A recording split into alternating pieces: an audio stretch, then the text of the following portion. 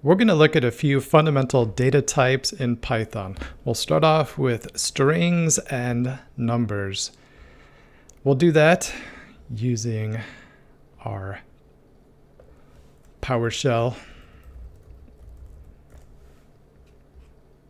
And I'm going to shrink this down just a little bit, move it over, and I will resize my window so that it's all side by side, not covering up too much. So I'll just run Python to get the interactive interpreter. Move this folder over a little bit. And we can start running some Python code. So if I run the print function, I can just put the number 4 in there. And it tells me 4. Not too surprising. Notice I didn't have to put quotes around this though. When I run this code in Python, it treats this 4 as an integer, a number 4. Now there are different data types in Python. Integers are one of the data types. Integers are whole numbers. We can also work with decimal numbers, and Python calls these floats. So I can print 5.9. We can use decimal numbers, works perfectly well. What if we try to divide 5 by 3? Well, 5 divided by 3, it's not going to be an even number. So what do we get? We get the number 1.666666667. Eventually at the end, we get that 7. So Python has to store a certain amount of precision, and it will store that in a float data type. Now, we might want to convert one data type to another because we can do math on numbers, but we can't do math on text. Like you can't add Apple and Bob to produce the number 6 or anything. So occasionally we do want to tell Python exactly what kind of data type that we're working with. So we can convert data types from one data type to another using some built-in Python functions. For example, if I want an integer, the result of 5 divided by 3, so what's that going to be? It tells it is a 1. It doesn't. So this doesn't round. So just be aware when I cast this as an integer, I get the whole number part, and all the decimal number stuff just kind of gets stripped off. Might not be intuitively what you were thinking, but it's the way that Python works. We can also convert, before when we did print 4, just prints out 4. We can convert an integer into a float data type. That's the data type of decimals. If I say float, 4 divided by 2, so the result of 4 dividing by 2 is going to be 2.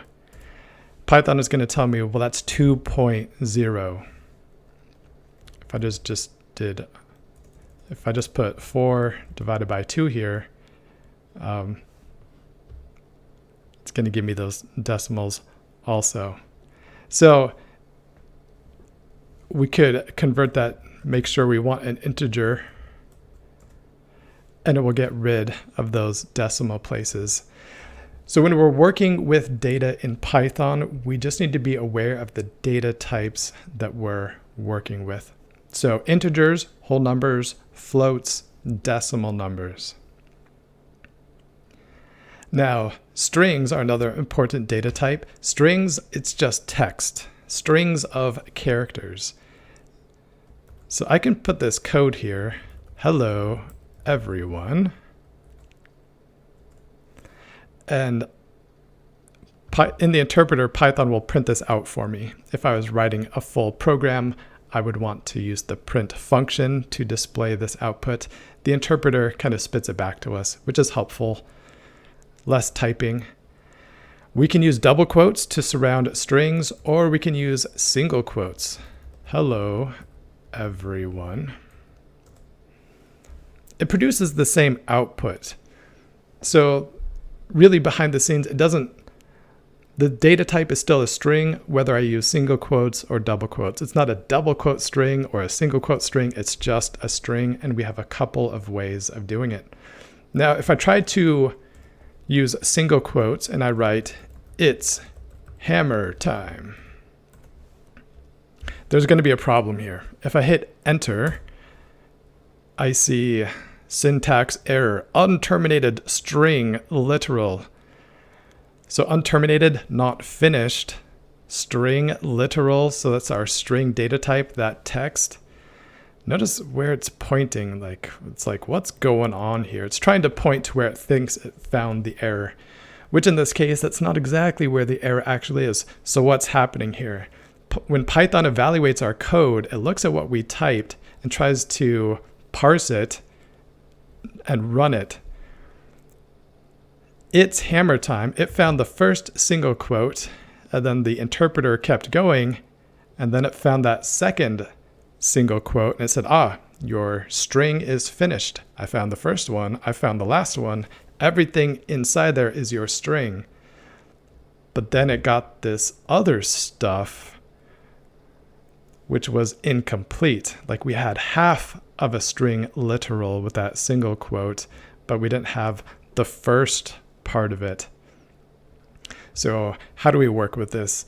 There are a few ways that we can include single quotes or double quotes within strings. One of the first ways we can do it is using a special escape character. So if I fix this code, if I put single quote, IT backslash, that backslash says whatever comes next is not the code that is terminating our string or starting our string. It's just a regular character. So I can put a single quote there. It's hammer time. And run it. Notice the output that I get. Python was nice enough to give us a double quote because it found that single quote in there. And I get the correct text. It's hammer time. So we just need to be careful when we're inputting data and we're working with single quotes. Single quotes can be treated as code. There are security vulnerabilities that are introduced because programmers don't manage those single quotes correctly. So what if we wrapped our string with double quotes? Like, this works fine. That's a perfectly valid string. But what if we want to put a quotation mark as a value in there? For example, I said no. That's going to give us an error because Python doesn't know if the quotation marks in my string are code or the actual text data that I'm trying to type. So if I run that, it's like appropriately saying no, like invalid syntax, because it doesn't know where I'm stopping or ending my string. How can we fix that? We can escape those quotation marks in the string. So the first quote says, here comes a string. I said /quote, no, period, /quote, quote. And it should work just fine. Notice because Python noticed that we had double quotes inside the string, in the interpreter, it wrapped this in single quotes. Be aware that that first single quote here before the I and the last one, that's not actually part of the text. It's not part of the actual data that we're saving in the computer's memory. Python is just putting that there so that we know where it starts and ends. So if we had spaces before or after, we would know that spaces were in there. For example, we can put some spaces. And the fact that Python gives us those single quotes shows us where the data starts and ends. A couple of other things that we can do with strings. The triple quote. So we can put quote, quote, quote if we have like a paragraph of text that we need to write for some reason, I can say hello. And when I hit enter here, this code is not done. So the interpreter changes. I've got ... here. It's saying keep writing the code because I saw that you started creating this multi-line string, but you didn't finish it. So I can say there, period, quote, quote, quote, and hit enter. And that's interesting. What do I see here? I see hello/n. So that slash, you've noticed that before, that's the escape character. That's the character for a new line. So Python here is just showing us that raw character instead of showing the carriage return. Just something to be aware of. So we need to be aware of the data types that we're using in Python. So we can have integers for whole numbers. We use float. We can use floats for decimal numbers. And we use quotation marks for strings. Hello there. There's a couple of other ways that we can use these string data types here in Python. If I want a single quote, like if I want to say don't go there, if that's what I want the string to be, I didn't put any quotation marks around it. I know I've got a single quote in there. So if I wrap this with double quotes, it's going to work. Because Python is saying, you're using double quotes to wrap this string. That works fine. I could also use, if I know I need double quotes inside my string, I could wrap that in single quotes. So if I said no, if that's what I want my string to be, I can wrap that in single quotes, and that's going to be just fine.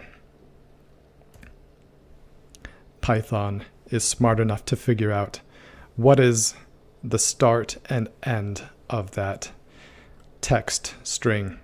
So we'll use strings, integers, and float data types all the time. Python is using them in the background, so we just need to be aware. Basically, when we're using these different data types, Python is storing these in memory in a specific format. And so we just have to be careful and make sure that we're not mixing and matching data types. Otherwise, our programs will struggle to run effectively.